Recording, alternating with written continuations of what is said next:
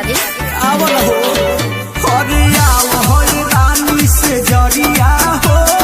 साटी के सूत बजरिया हो छुए नाही दे जई से लागे भइल हानि बा छुए नाही दे जई से लागे भइल हानि बा ऐसे काहे करे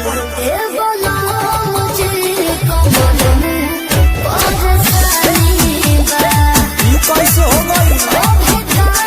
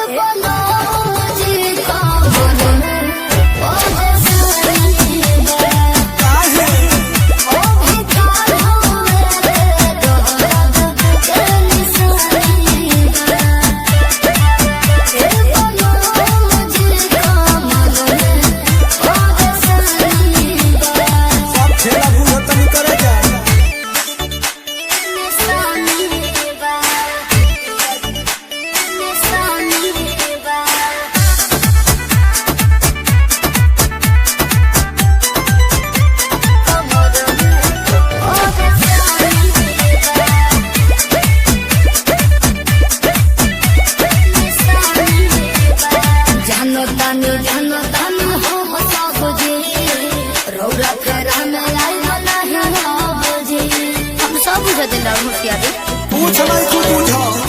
जानो तानी हम सब जी